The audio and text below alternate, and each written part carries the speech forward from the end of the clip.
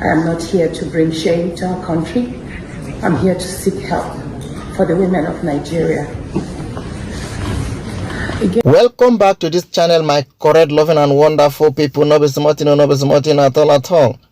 This matter between Senate President Godswill Akpabio and Senator Natasha Akpoti has taken a different dimension entirely. The matter has gotten to a point that we never expected it to gotten to a point that they should have avoided before now. But because of our failed system, because of the level of corruption, because of I am in position, I have power, I'm in power drunk people we have in this country, power drunk leaders that doesn't want to look into situations whenever someone complains. We have been all aware, we've been following this issue, we know how it started and where it is going to, probably, I think so. How did it start? Natasha Akpoti, who is a Senate representing one of the senatorial district in Kogi Central, she's representing Kogi Central, made an accusation against the Senate President Godswill Akpabio of knacking, harassment, official, and so many things that she said against him. She made a written petition and submitted officially to the Senate House, of which it was referred to the Senate Committee on Ethics. We were all expecting that Senate or the senators will take action on this by investigating this matter or referring the matter to the investigative bodies to make sure that we get justice and find out the truth if actually Natasha was accusing Akpabio of what he did. Sometimes accusation could be wrong. Sometimes accusation should be malicious until you are proven guilty, until they have investigated and said that yes, that accusation is actually what took place. Nobody can hit hand on his or her chest to say that it is true. But in our own case, the Senate did not do what they were supposed to do. The Senate never thought of investigating this matter after referring it to the Senate Committee on Ethics, of which we later heard that most of the members of that committee were not even on seat, and moreover, the proposed date for the sitting did not even get there. They decided to call for an emergency sitting, that is the Committee on Ethics, and concluded that Senator Natasha Akpoti should be suspended for 6 months without payment, without allowances, without or any official activities. Haba. That was the decision taken in the House, of which was not proper at all. Come to think of it, how can it be you are a senator, I'm a senator, I complain of something, and you decided to suspend me? Is that proper? Is that what the law says? Well, it's only the case in Nigeria. You can only find that in Nigeria. I think so. It's not done in other countries. Who knows what they are doing? I want to believe that we don't know what we are doing in this country. We don't know. This is a matter that Godswill Akpabio, the Senate President, should have stepped down. Stepped down. You cannot be a judge in your own case. You have been accused of a particular thing, and you're still the one that is giving somebody suspension. How? Why should it be like that? Anyway, my correct, loving and wonderful people, that is what we are seeing in our country. That is what we are seeing here in Abuja. Not be smarting or not be smarting at all. Well, Senator Natasha, being known widely and being known by so many persons, has already taken a bold steps, because according to the Senate, the letter said if Senator Natasha Akpoti wants that suspension to be lifted up or the suspension to be reduced, she should write an apology letter, submit to the Senate. Natasha said she can never apologize over something she knows her right. So the apology issue has been ruled out by Natasha. Now she has taken a bold step, a very bold step, that, well, there's another authority that she can run into to ask for help while being marginalized, while being looked down, while being punished for what she did nothing about, while being taken unjust law on her head. Remember the day she was suspended, she said that suspension, that injustice suspension, can never be sustained, And from the looks of things, we are saying it that it must not be sustained. So Senator Natasha Akpoti has taken a bold step to challenge the particular committee, including the Senate president, of which has been accused of some certain things that are not supposed to be in governance, that are not supposed to be existing in a sane country. Yes, it's not supposed to be existing.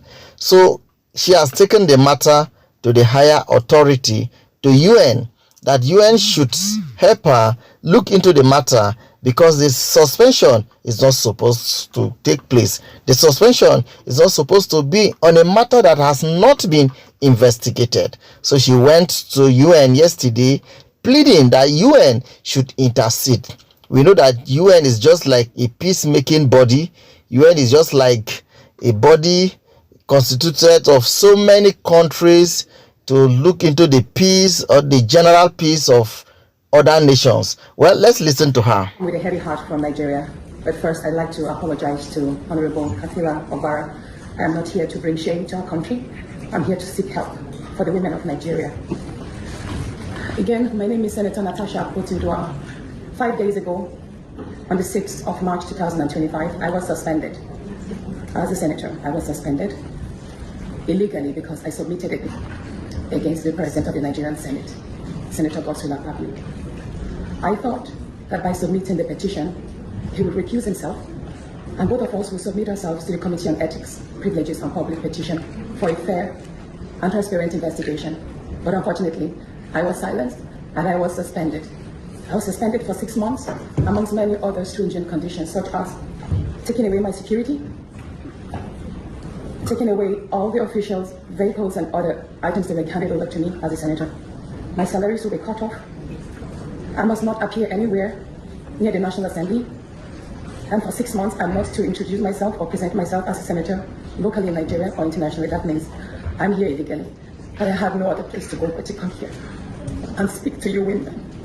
Because this is a bigger picture.